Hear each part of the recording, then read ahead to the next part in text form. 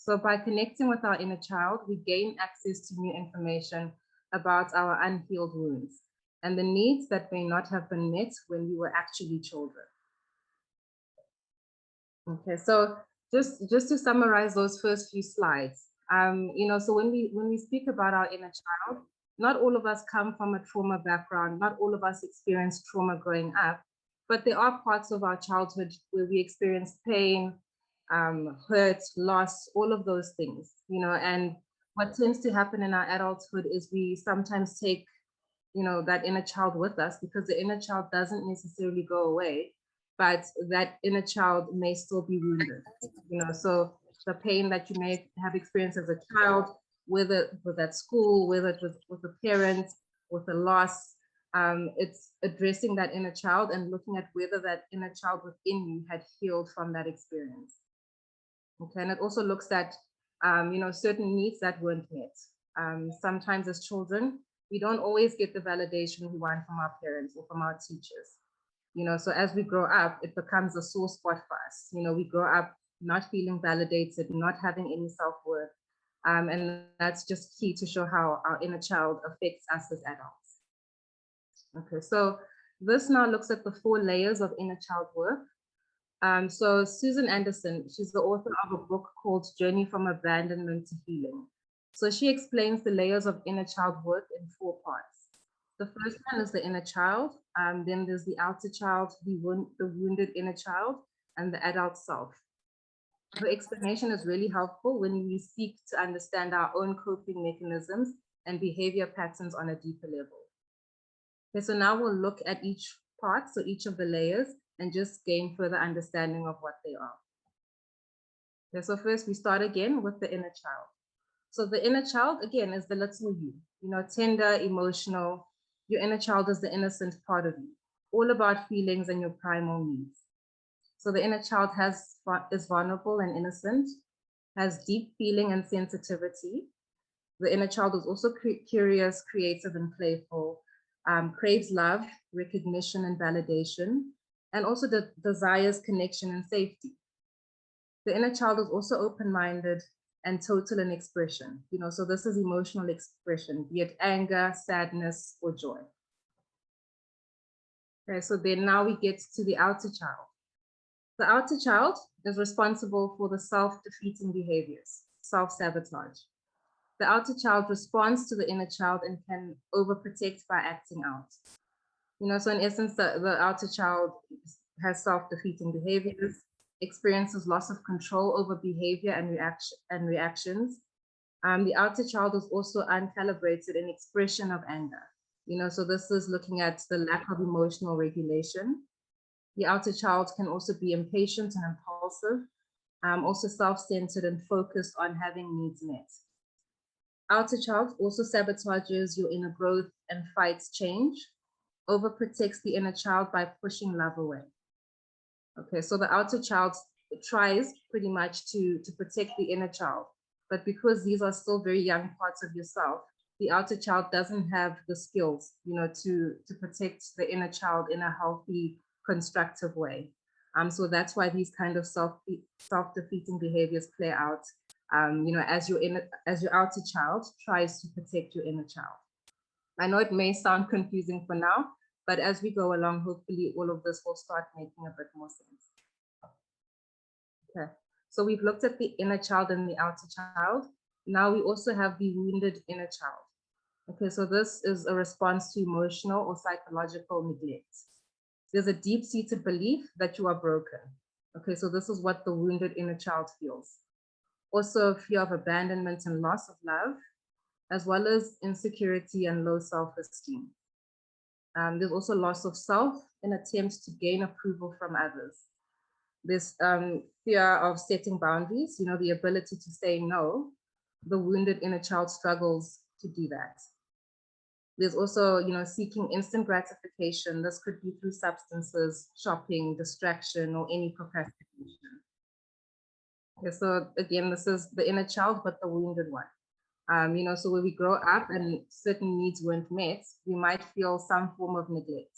So as we grow up as adults, we still carry that with us, and that we develop these beliefs about ourselves, that I'm broken. nobody loves me, nobody cares.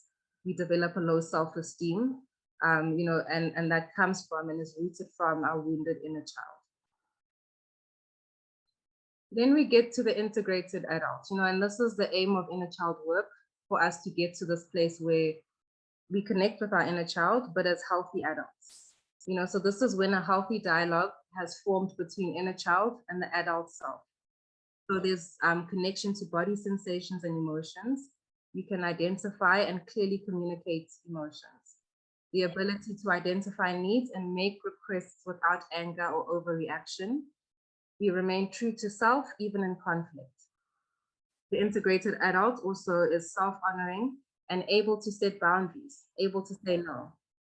Also give space to the inner child to have big feelings without shutting them down. So this is when we recognize that a part of us is craving some sort of validation, and that may anger us, or we may feel very vulnerable. And this is to allow yourself to feel that, to feel those emotions, as opposed to shutting them down or judging them. The integrated adult also practices self-love and self-care. So when the integrated adult does this, it's when we are connected with our inner child and give our inner child that love, that safety and care. Then there's also a term called reparenting, when we do inner child work. So what reparenting is, to reparent yourself is to give your inner child what it needs on an emotional level. Reparenting your inner child is about healing past wounds that still exist within you. The adult part of the personality learns to relate to the inner child exactly as a good parent relates to a flesh and blood child, an actual child, by providing discipline, limits, boundaries, and structure. These are, along with support, nurturance, and acceptance, indispensable elements of loving and living with any child, whether it's the metaphorical or actual. If growing up you experience moments of feeling unsafe or unheard or even unloved, a part of you still holds on to the fear of experiencing this again. This fear may have carried out into your adulthood, and identifying this as part of your wounded inner child helps you identify the part of you that still needs more. In this example, your inner child's needs or unmet needs were safety, acknowledgement, or love. So these are the needs that weren't met in childhood. And so reparenting would provide your inner child with these unmet needs. In essence, you are the child that is hurting, and you are also the parents helping them to heal. This is how you work as both parents and child within yourself. When you start building a life that makes your inner child feel safe and loved and listened to, you are able to let go of those coping mechanisms you used when you didn't feel safe or loved or even listened to. So what is the purpose of inner child work? As adults, we walk around carrying wounds from our childhood, whether it's simple or complex trauma, from emotional neglect to physical abuse. Many adults feel that they are alone with these hurts and feelings, and so they cover them up because we assume that grown-ups, that's what we do. We don't dwell on that kind of pain, that kind of childhood neglect that we experienced. That's why inner child healing is so important, to remind ourselves that we are not wrong or bad, to heal the shame that comes with just having feelings. By healing our inner child, we begin to create the safety and security our younger selves have always needed. By doing so, the positive traits of our inner child have room to shine. We unlock our natural gifts, our inner curiosity, and our limitless capacity to love. On the other hand, when we avoid addressing our past hurts and feel alone with them, they transform into destructive behaviors, such as workaholism, alcoholism, addiction, destructive relationships, etc. What is truly special about inner child work is its intention to speak to our inner child through their language, a language that is emotionally based and embodied, rather than expressed through intellectual thoughts and words. Okay. So now we look at inner child work and how it applies to addictions treatment. So when we're addicted to a substance or behavior, we are not just dependent on that drug or the behavior. We've become dependent on the feelings of release, relief, distraction, and escapism it provides us. We've grown dependent on the coping mechanisms for emotional avoidance and suppression. And often what we are most trying to avoid and suppress is the pain of our childhoods. Again, this doesn't necessarily mean we have to have experienced trauma in our childhood, but it's just any pain that we experience as a child. You know, sometimes we push it back and we say, oh, I was young then, that's years ago, it's over, it doesn't matter. But if we allow ourselves to connect to our inner child, we realize that we are still wounded, you know, from whatever that pain we experienced was in our childhood. During active addiction, the inner child is neglected, abused, and or exploited. Typically, this experience is one that reiterates or mirrors that of childhood. In other words, in active addiction, you become your own worst parent. Whether the mirroring of childhood experiences applies to every active addict or not, the inner child is suffering in active addiction and is in need of nurturing and healing and recovery. How inner child work can be useful in recovery. You know, so when we look at, you know, the clients we have in treatment or anyone in recovery, when they begin to connect with their inner child, they also learn to become their own best parent. You know, so this is when you begin doing inner child work in recovery, you start to recognize and internalize the abusive relationship you have had with your inner child in active addiction. It provides an opportunity to take accountability, make amends to your inner child, and become your own best parent, one who nurtures, honors, and respects the child within. It also helps in repairing the relationship you have with yourself. The personal inventory typically taken during this process, like that required to become your own best parent, highlights the toxic, abusive, or self-sabotaging nature of the relationship you had with you, active addiction. This allows you the chance to heal and learn to love and honor and respect yourself, all aspects of you. Okay, and lastly, you know, you become aware and respectful of your recovery. This again, you know, inner child work is often exploited. The inner child is often exploited and abused when the disease of addiction goes untreated. The inner child's needs are ignored and boundaries are violated. Often this process leads to an overwhelming amount of guilt and shame, which only adds to the cycle of pain and the perpetuation of active addiction.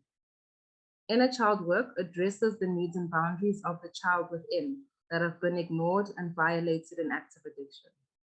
As such, the work allows you to become more aware and respectful of the needs and boundaries, giving you the opportunity to make different choices, let go of guilt and shame, and begin honoring the inner child.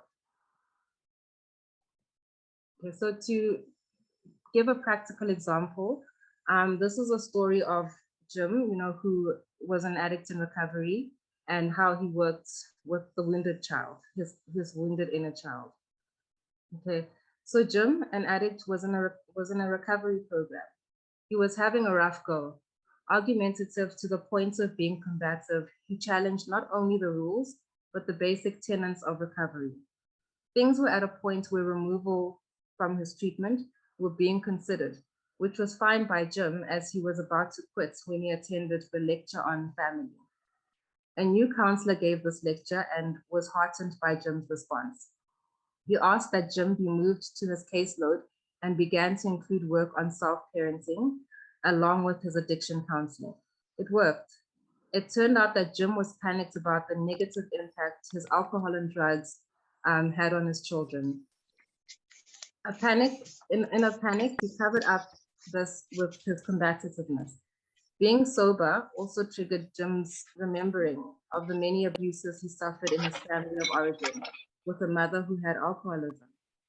This began to pile up on him. His family memories combined with his realizing of how his children were affected was also compounded. He was a firefighter as well. You know, so for Jim, when he would go in and save children, you know, those children sort of triggered something in him as he witnessed a lot of trauma, you know, during his firefighting days. Looking back now, I realized that I was being triggered into remembering my past all over again. Every time I pulled a scarred kid out of a building or saw a child in a wreck, I knew how he felt. I was that frightened child, not knowing what to expect from my own mother. Alcohol and pot were great to help me forget. AA, along with self-parenting, is helping me heal, me and my family.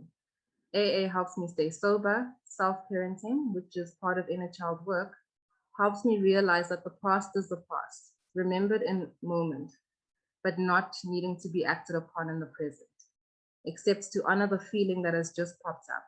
By self-parenting, I realize that I begin to heal my inner child. I'm in aftercare now, and I'm sure that without both, I would have been triggered back into using.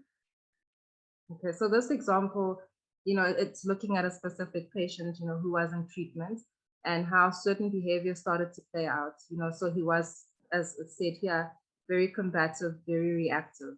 And as soon as he started to do this inner child work, he realized that that defense mechanism of being, reactive and combative was his inner child that was fearful, especially when he started to connect with triggering events.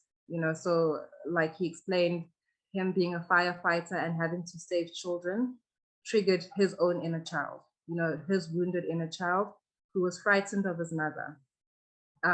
So it's a different experience. Jim wasn't in a fire necessarily, but seeing another child suffering allowed him to connect with his inner child that was also suffering.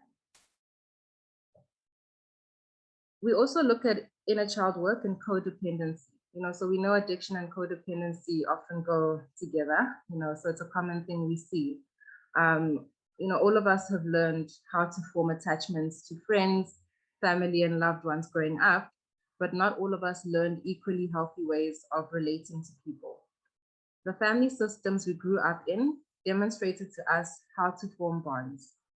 While some people learned how to have healthy attachments to people in our lives, others learned codependency based on how they were treated and cared for or neglected. The child would feel emotionally abandoned by the parent at times. This is an example. And this naturally produces a lot of anxiety around the fear of abandonment when this child becomes an adult. So this is something that some of you may be able to connect with. I know in a lot of family dynamics where addiction is present, you see codependency in the family. And it's also just connecting with where does your codependency as a parent, as a loved one, come from, and if you begin connecting with your inner child, perhaps it stems from there, where you grew up not really knowing how to form healthy attachments or just having that fear of losing someone or being abandoned, because we carry this into our adulthood and into our relationships as well. So therefore, individuals that are codependent learn to put the needs of others ahead of their own and will sacrifice their needs and principles in order to maintain relationships. Using your loved one as a way to have an identity is an unhealthy form of dependency. If your loved one is thriving, so are you. If your loved one fails, then you do too. And I think with this point, I would like, to bring it to the family, to those of you who are in the group. I know it's difficult, if you have a loved one in recovery, it's very difficult to separate yourself from it. It's very difficult to not be affected by it. But what we often say in the family sessions we have is, as much as it hurts you to see your loved one in recovery, to see them struggling with addiction, your sort of serenity or inner peace can't depend on that, because you're not in control of whether they relapse, whether they get their recovery right. So if your sort of peace relies on your loved one getting well, this could also be seen as codependency. You're only happy if your child is happy. You're only, happy if your loved one is healthy and in recovery. It's not to say that doesn't affect you, but it's also understanding that it could be seen as codependency. It's identifying, if my loved one doesn't get recovery, if they don't remain sober, how do I remain okay? How do I find my own peace in spite of that? So I think this is one that maybe for families to look at as well. Okay, so just continuing with this, you do everything to try to keep your loved one happy. You keep saving them from self-destructive acts or clean up all their messes to try get them to stay in the relationship or family system. Many of us find ourselves in codependent dynamics, may have had a childhood history of neglect, abandonment, family addiction, or abuse. When we weren't allowed to take up space or have big feelings as a result of an unstable adult, we wired in beliefs such as, feeling like you're responsible for how others behave, react, and feel, believing that if someone is upset or angry, it's my fault and I need to fix it. Or, letting other people have their own experiences too risky for me, so I need to save or fix or control them. It's also the belief that other people's pain is your problem. The belief that my feelings aren't as important as others, believing that my needs take a backseat in a relationship, or even believing that, I need to stretch and bend myself to be who my partner or loved one wants me to be, believing that maybe I have to make sure everything and everyone is okay, even at the expense of my own sanity, boundaries, and safety, or believing if someone else treats me badly, it's because I've done something wrong. I need to try harder to win their approval. And the last one is the belief that I don't trust my feelings or instincts, so I give my power away. Okay, so our inner child work when healing from codependency. So when we do inner child work, and specifically with codependency, it allows you to begin setting boundaries and to honor them. It also allows you to take boundary violations seriously and protect your energy. It allows you to practice self-care and self-soothing. It teaches you only to give when your cup is full, so only giving when your cup is full and you feel truly inspired to do so. Often we give from an empty cup, we put our needs last and we try to fulfill the needs of somebody else. So inner child work sort of puts that backwards, where it's addressing your needs first before offering support to somebody else. It also reminds you to slow down and tune into your own body sensation, thoughts, and feelings. It allows you to spend time alone, whether it's through meditation or journaling or just to have your own space. It also helps in asking or teaching you to ask for help and to stop trying to do everything on your own. It allows you to validate your emotions and to trust your instincts, and also to build a healthy relationship with your inner child.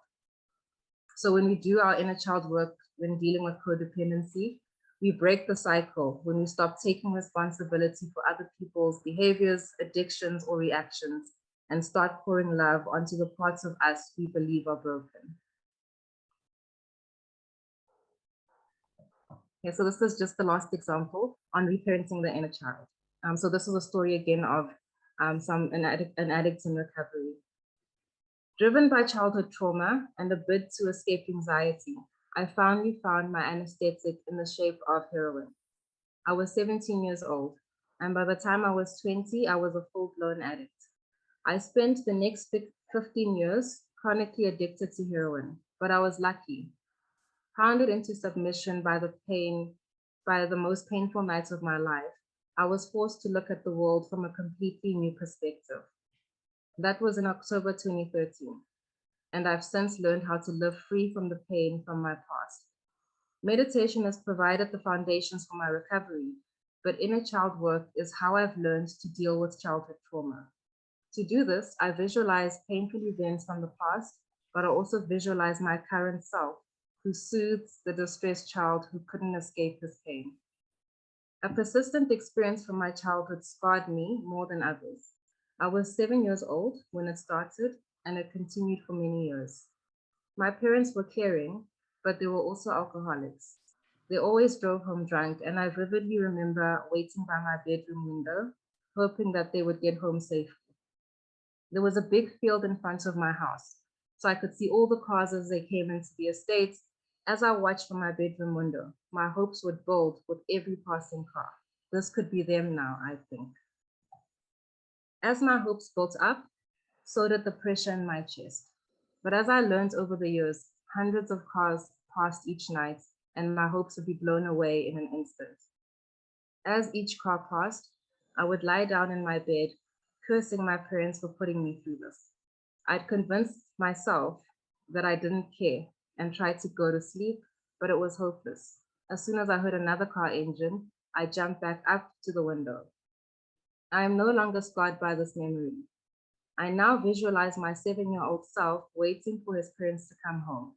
My current self then walks into the bedroom, and with the orange streetlights flickering through the rain-speckled window, I watch him from behind. He looks lost, peering into the night through the netted curtains in his bedroom. The floorboards creak beneath me as I walk towards him, but he doesn't look around. When I get to the window, I can see he's upset, so I decide to join him, and we gaze into the night together. He doesn't acknowledge me at first, but when I put my hand on his, he looks up. I reach out and hug him tightly. He squeezes back, and we both feel a sense of release. I relive this event often, not to punish myself, but to heal my inner child, the one who was overwhelmed by the trauma in his life. By showing strength now and telling my younger self, everything is okay, I'll look after you. Incredible healing then takes place. We carry much of our pain in our bodies, and this practice helps me to soften my childhood anguish. Okay.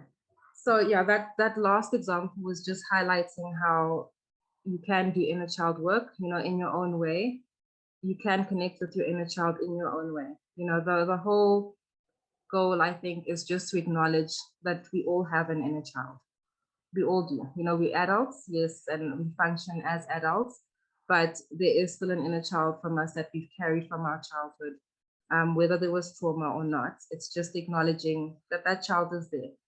And in closing, inner child work is a long process that involves you taking intentional time to get to know yourself, to examine your emotional reactions to things, and really investigate where those instincts come from. And just to end with this, our inner child is symbolic of our deep sensitivity.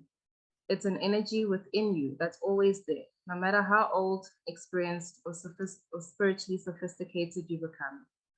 Honoring our deep sensitivity can create the most powerful healing of our lives.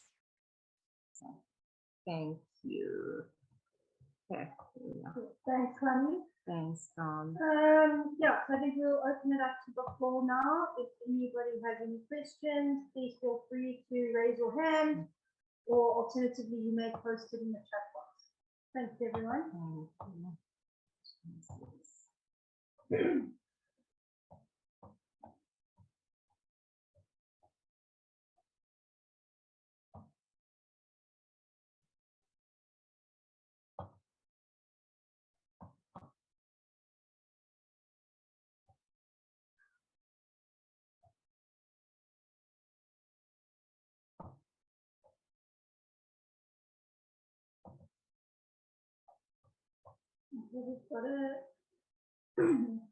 There's a message from Evan Speechley. What a great presentation, and at such an important stage in our daughter's recovery. This has really helped me understand a lot better what the triggers have been in her life and how the therapy she's receiving during her recovery are essential to ensure the success of her recovery. Thank you, Evan. Thank you, Evan. Yeah, with this topic, it's looking at it from either your own experience of your inner child or how you can see it in your loved one who's in recovery. And we see it more often, in treatment with the patients that we deal with, how a lot of it comes from a wounded inner child, from even just the behavior, not just the addiction by itself, but the behavior, we say self-pity, but there's something behind that. So when we see certain behaviors and we acknowledge that it's the inner child screaming for validation or attention or an unmet need, we sort of work with the patients to start connecting with that inner child so the healing can start as well. Yeah, it's this work, it's a personal journey, so it does take a lot of introspection and self-reflection. As adults, a part of us resists even to want to connect with our inner child, because there's some shame in that. It means, am I regressing to being a child again if I connect with my inner child? But that's not the case. It's just allowing yourself to connect, to acknowledge that I do have an inner child. And I know I keep saying this, whether I experience trauma or not, I have an inner child, and what was my inner child's experience? what hurt or pain is my inner child still carrying? So it's just the beginning part of it all is just to start connecting and acknowledging that I do have an inner child. Yeah, and I think, Catherine, with the sharing of the presentations, I'm not quite sure. I think even with this topic, there's so much stuff on it online. You'll be amazed, so there's a lot of information, articles, blogs. So a lot of people are starting to acknowledge inner child work and connecting with the inner child. So I think even just using the internet, it's a great source to get a lot of what I shared is on there. So if you aren't able to share the presentation, please do the search online. You'll find a lot of stuff on there as well. Question from Norma. Hi, how do you as a team define what is an unmet need versus a normal character flaw? It is difficult for a family to know. Yeah, thank you for that question. So it's also like, I think the place to start from is, it doesn't mean there was trauma or there has to have been trauma, but no parent is perfect, no human is perfect. So parents obviously do their best to parent their kids the way that they believe is the best way. But as parents, we sometimes fall short. We can't always give our child the validation that they need. We try, but we're not perfect. So sometimes we're not even aware of a need that our child didn't get or didn't have met. So an unmet need could be the child didn't feel validated enough, didn't feel seen, didn't feel heard. And, I think also things like culture play a role. We all come from different backgrounds and we have our own belief on how to raise a child. So some parents might have, the understanding that children should be seen and not heard. I know that's an extreme example, but that just sort of makes the child feel small, that I don't have a voice. And as they grow up, they carry that into adulthood and have low self-esteem. They don't feel like they can ever voice themselves because that's how they grew up. So the need to be heard wasn't met. So that's an extreme example. Yeah, but it's just small things. We're not perfect as parents. So it's not to say because your child, now who's an adult, had an unmet need, you did something wrong. It's just realizing that, okay, somewhere along the way, there's something that they didn't really feel they got from us as parents. It's not to blame the parents. It's just understanding that if that person who's an adult now doesn't realize I'm still trying to fill the needs that my parents didn't really give me, I need to find a way to give that to myself. So it's just looking at not blaming our parents, but learning to reparent ourselves, to give ourselves those needs that we feel we didn't get as kids. Okay, so I'm not sure if that answers your question. We do have another question from Robin. Thank you for a really good presentation. Is it possible to develop codependency through the family kind of as a way of life? So culturally inculcated, almost of the way it is done, without having grown up with any form of addiction in the home. Yeah, thank you for that. It's very possible. When we talk about it in these family presentations, we know oftentimes if we have a loved one who is struggling with addiction, codependency does take place, because you're watching your loved one go through the addiction and you feel helpless. So whenever we're feeling helpless, we go into survival mode. So that's either us wanting to rescue, wanting to protect, or even enable. So that's how codependency plays out. When we have a loved one struggling with addiction, we resort to a survival mechanism, and often it's not the most constructive, but it's what at the time. So even in families or relationships where there isn't addiction present, codependency definitely takes place. We see that as well. And it's also looking at the attachment, so if someone grew up and they sort of had a feeling of being abandoned as a child or not having a lot of attention, remember, it doesn't even have to just be in the family. It could be a school experience, like growing up, primary school, high school, feeling like you didn't fit in, feeling like you didn't belong. And if that really affected you as a child, as we grow up, we carry that. We sort of feel like we don't belong. or we get into codependent relationships to feel like we belong. So we focus on giving other people what they want, addressing their needs in order for them to accept us, or to stay in a relationship with us. Okay, there's another one from Msatsi. Thank you for the presentation. This was very insightful. I see how I, as a result of my own pain from the past, have enabled pre-existing unhealthy behaviors in my partner and other relationships I have had with others. Do you have suggestions regarding the best way to put the practice of nurturing the inner child? Thank you for that. Yeah, I knew that was going to come up.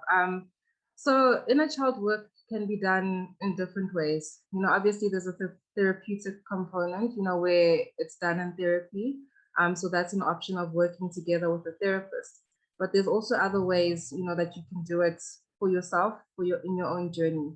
And before sharing this, it's just remembering that it is a long process. And it's just really, again, basic is starting with acknowledging that I have an inner child. That's the first place to start, that I actually have an inner child. And once you've acknowledged that, it's now I need to connect with my inner child. Who is my inner child? What did my inner child experience? And it's sort of just getting into that, so the more you begin connecting with your inner child, the more you become aware of, this is what hurt me. This is the hurts that I'm still carrying into my adulthood. So if we use the example of, as a child growing up, I experienced abandonment. I had my family there, I had my parents there, but emotionally I felt abandoned. And it's still a wound that I carry as an adult. When you do inner child work, you start to become your own parent. I know it sounds a bit crazy, but you sort of start to reparent yourself. So you've connected with your inner child, you've sort of become aware of what the unmet need is. And as the parent or the reparent, you're reparenting yourself, you find ways to sort of respect your emotions. You give that to yourself, because you didn't experience it as a child. So you start acknowledging your emotions, you start sort of setting boundaries as well. So it's really reparenting yourself and learning how to give you or your inner child what you didn't get in your childhood. So I know it's easier said than done, but the more you connect with your inner child and just allow the inner child to be there and to feel, that will really enable you to sort of feed your inner child what he or she needs.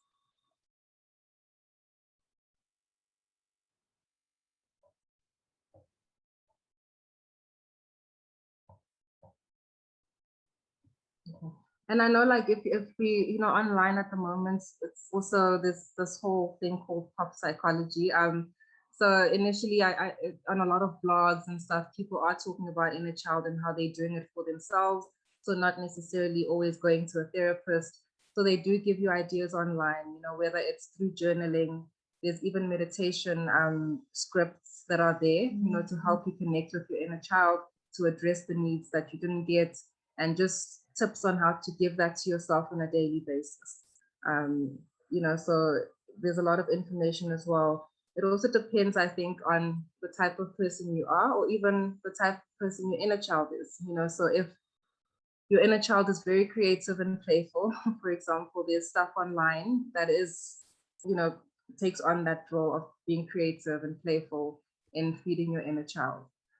So really, it's a good source to just start becoming curious and going online and seeing, what is this inner child stuff about? How can I start doing it for myself?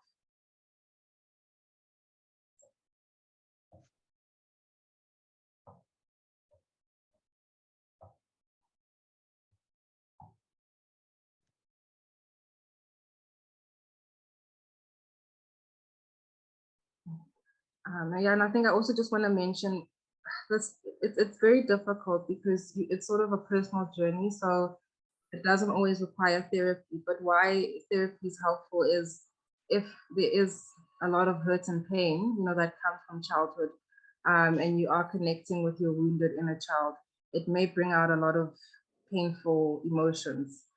So it's making sure you do have a safe space to explore that. And that's why, whether it's a counseling space or a safe space for you to feel that, is always recommended.